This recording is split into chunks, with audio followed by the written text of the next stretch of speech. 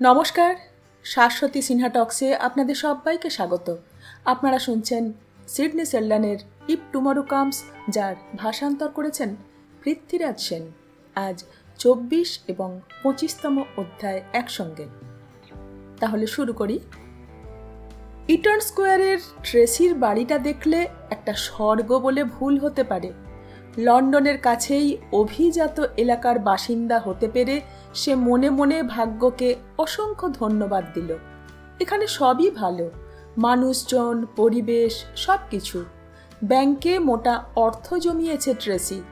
ইউরোপের বেশিরভাগ শহরের ব্যাংকে টাকাটা ছড়িয়ে দিয়েছে। সবই আছে তার, নেই ভালোবাসার মানুষ, সুখের সংসার, নরম চেহারার শিশু। তার অতীত এবং বর্তমান নিশ্চয় তাকে এই ধরনের নিরাপত্তার পরিপূর্ণ জীবনের সন্ধান দেবে না। ঠিক আছে, এই নিঃসঙ্গতার মধ্যেই জীবনের বাকি দিনগুলো কাটিয়ে দেবে সে। ভেনিস থেকে ফেরার পর সে আগামীকাল সন্ধেবেলা একটা ককটেল পার্টি দেবে। হার্টগ বেশ হাসি মুখে বলল, তুমি ঠিক পথেই এগোচ্ছ ট্রেসি। কাল কারা কারা আসছে? অনেকেই। এই অনেকের মধ্যে একজন হলেন অল্প বয়সী, সুন্দরী, ধনী ব্যারনেস হাওয়ার্থ। ট্রেসি মুখে হাসি ফুটিয়ে তাকে অভ্যর্থনা জানালো, কিন্তু ব্যারনেসের সঙ্গীটিকে দেখে তার মুখের হাসি মিলিয়ে গেল। সে হচ্ছে জেফ স্টিভেন্স। ট্রেসি, তোমার সঙ্গে স্টিভেন্সের পরিচয় নেই বলে মনে হচ্ছে। আর ইনি হলেন মিসেস ট্রেসি হুইটনি, আমরা এরই অতিথি। জেফ এগিয়ে এসে ট্রেসির সঙ্গে হ্যান্ডশেক করে বলল, মিসেস হুইটনি, আমি আপনার স্বামীর বন্ধু। আমরা একসঙ্গে ভারতে ছিলাম। তাই নাকি? ভারী মজার ব্যাপার। ব্যারনেস খুশি হয়ে উঠলেন। কি আশ্চর্য, ওর মুখে কখনো আপনার নাম শুনিনি। ট্রেসি নিস্পৃহ গলায় বলল, তাই নাকি? ভারী ভালো মানুষ ছিল অবশ্য। পরিণতিটা কেন, কি হয়েছিল? ব্যারনেস জানতে চাইলেন। ট্রেসি উদাসীন হয়ে বলল, তেমন কিছু না। তেমন কিছু না মানে বেচারাকে ভারতে ফাঁসি দিয়েছিল, জেফ অনুযোগের স্বরে বলল। ট্রেসি সঙ্গে সঙ্গে গলার সুর কঠিন করে বলল, ভারত নয়, পাকিস্তানে। এবার মনে পড়েছে, আমার স্বামী আপনার নাম করতেন মাঝে মধ্যে। এই খবর শুনে ব্যারনেসের মুখে লাল ঝলক। ব্যারনেস তাকালেন জেফের দিকে। তুমি তো কখনো বলনি যে তুমি বিবাহিত। সিসিলির সঙ্গে আমার ডিভোর্স হয়ে গেছে। ট্রেসি মিষ্টি হাসি ফুটিয়ে বলল, আমি কিন্তু রোজের কথা জিজ্ঞাসা করছিলাম। ব্যারনেসের মুখ এবার গম্ভীর হয়ে গেল। তুমি দুবার বিয়ে করেছিলে? ওটা ছোটবেলার ব্যাপার, বিয়েটা এমনিতেই নাকচ হয়ে গেছে। জেফ আর সেখানে দাঁড়াতে চাইছে না। আবার ট্রেসি কোন দুষ্টুমি ভরা খেলায় মেতে উঠবে কে জানে। আর যমজ বাচ্চা দুটো? ট্রেসি চেঁচিয়ে প্রশ্ন করল। যমজ? ব্যারনেস দিশাহারা।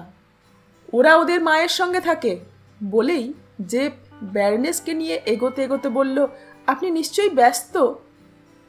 পরদিন একটা দোকানে লিফটের দরজা যখন বন্ধ করছে তখন ট্রেসি দেখল ভেতরে জেফ।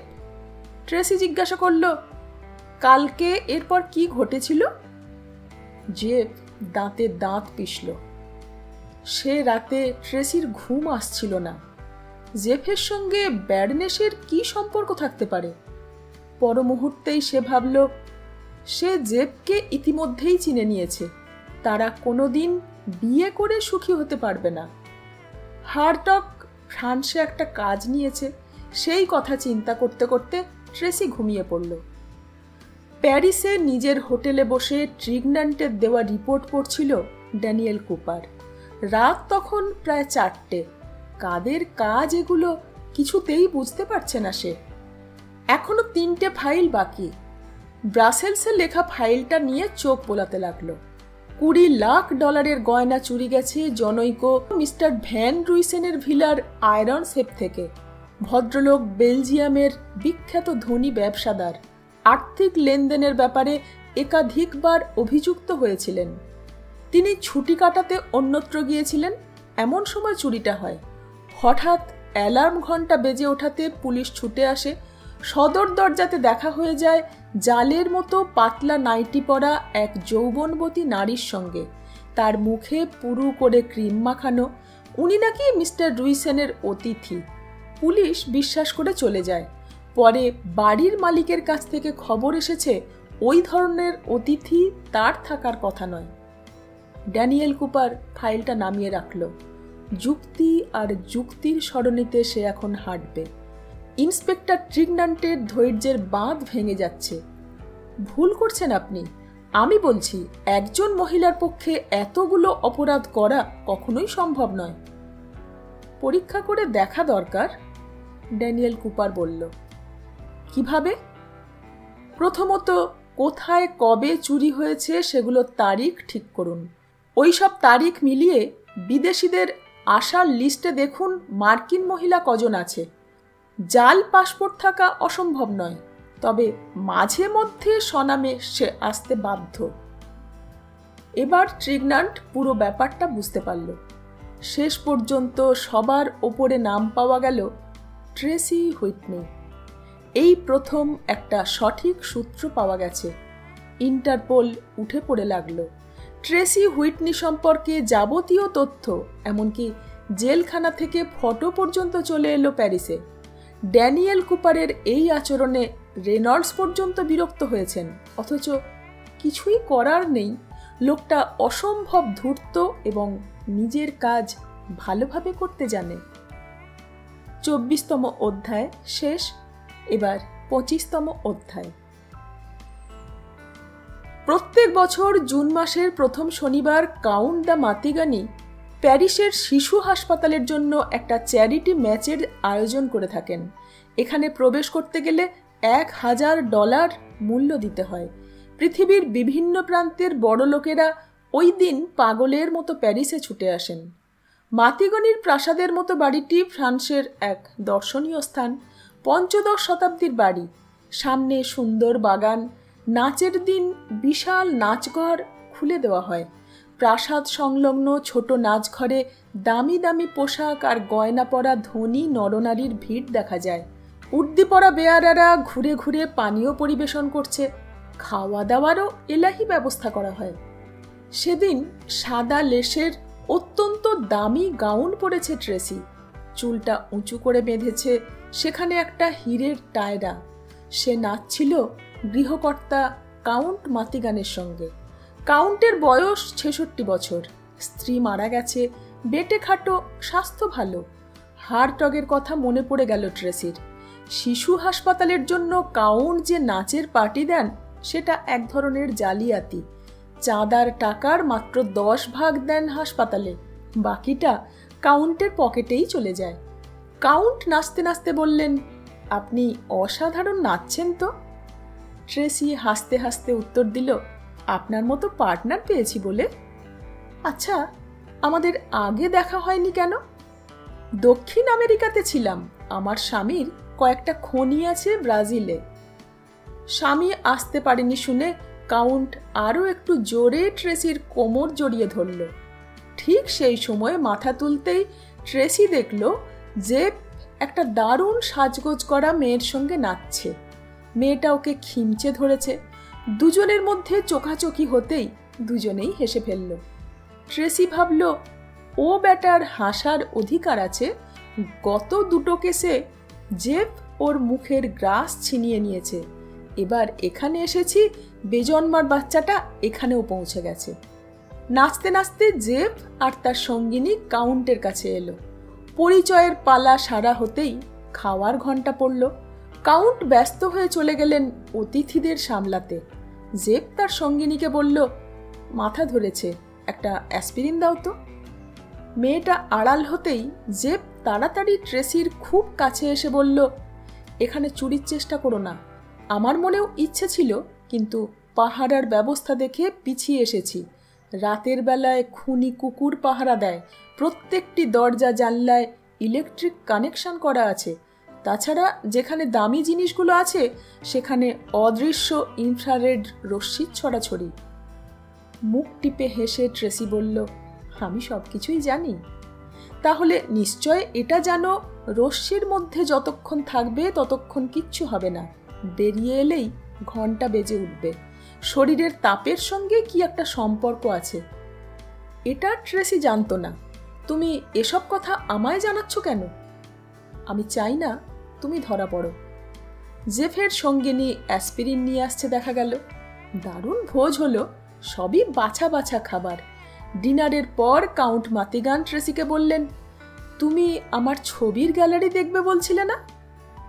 বিশাল হলঘরে পৃথিবীর সমস্ত সেরা শিল্পীদের ছবি সাজানো আছে। ছবিগুলোর মূল্য হিসাব করা যায় না। কাউন্টকে প্রশ্ন করল ট্রেসি, পাহারার ভালো বন্দোবস্ত রেখেছেন নিশ্চয়ই? হ্যাঁ, 3 বার চুরির চেষ্টা হয়েছিল। প্রথম জনকে প্রাণ দিতে হয়েছে আমার ডোবারম্যান কুকুরের হাতে, দ্বিতীয় জন সারা জীবনের জন্য পঙ্গু হয়ে গেছে, তৃতীয় জন জেল খাটছে। এটা একটা দুর্গ বলতে পারো। ট্রেসি স্বস্তির নিঃশ্বাস ফেলার ভান করে বলল, যাক, আমাকে নিশ্চিন্ত করলেন। বাইরে তখন আতশবাজির উৎসব শুরু হয়ে গেছে।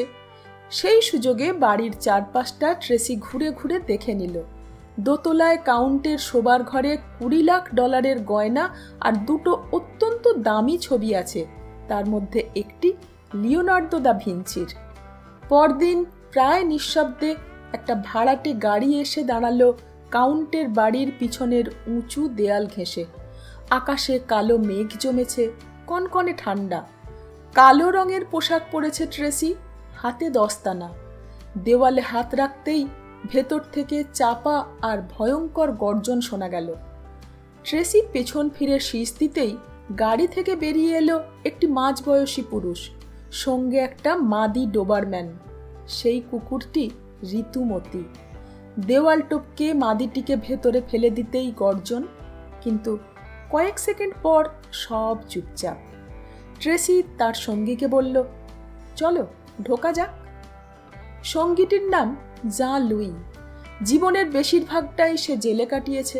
খুব একটা চালাক চতুর নয়, কিন্তু তালা খোলা আর অ্যালার্ম কাটার ব্যাপারে সে সিদ্ধহস্ত। দড়ির সিঁড়ি বেয়ে দুজনে ঢুকল। আইভিলতা বেয়ে তারা ছাদে পৌঁছল। জাঁ লুই খুব সহজেই স্কাইলাইটের কাঁচটা কেটে ফেলল। অ্যালার্ম ঘন্টার বৈদ্যুতিক তারগুলো সঙ্গে আনা হুক লাগানো তারের সঙ্গে জুড়ে দিল। হল ঘরে ঢুকে ট্রেসি ব্যাগ থেকে 2টো ইনফ্রারেড লেন্স লাগানো চশমা বের করল।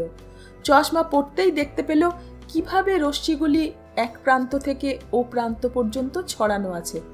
দুজনে সেটা এড়িয়ে ধীরে ধীরে কাউন্টের বেডরুমের কাছে পৌঁছল। কাউন্ট এখানে নেই। গতকাল তিনি বন্ধু বান্ধব নিয়ে একটা নির্জন দ্বীপে বেড়াতে চলে গেছেন। ট্রেসি টর্চ মেরে দেখল দেওয়ালে ঝোলানো লিওনার্দোর ছবি, কিন্তু এখানেও ইনফ্রারেড রশ্মি। ট্রেসি আর লুই একসঙ্গে রশ্মির মধ্যে ঢুকল। তারপর লুই একা বেরিয়ে গেল। ট্রেসি নড়ল না, ফলে অ্যালার্ম বাজল না। মিনিট 10 মধ্যে তারা তালা খুলে 20 লাখের জড়োয়া গয়না আর লিওনার্দোর ছবি নিয়ে নিচে নেমে এলো। এবার রশ্মি ছেড়ে পালাতে হবে। রশ্মি থেকে যতটা সম্ভব পিছিয়ে এসে দুজনে দৌড়ালো। তারা স্কাইলাইটের দিকে ছুটছে। রশ্মি থেকে বের হবার সঙ্গে সঙ্গে চারপাশ থেকে তীব্র শব্দ হতে শুরু করলো। কোনো রকমে দড়ির মই বেয়ে বাইরে এসে ভ্যানে বসে নিশ্চিন্ত হওয়া গেল। গাড়ি ছুটছে রাস্তা দিয়ে। হেডলাইটের আলো পড়ল পাশে দাঁড়িয়ে থাকা আরেকটা গাড়ির ওপর। ড্রাইভারের আসনে জেফ, পাশে একটা ডোবারম্যান। ট্রেসি মনে মনে উল্লাসে ফেটে পড়ল। যাক, আরও একটা অভিযানে সে সফল হয়েছে। দূর থেকে শোনা গেল পুলিশের গাড়ির সাইরেন। 25তম অধ্যায়ও শেষ হলো। ফিরে আসছি 26তম অধ্যায় নিয়ে। শুনতে থাকুন ইফ টুমরো কামস। ধন্যবাদ।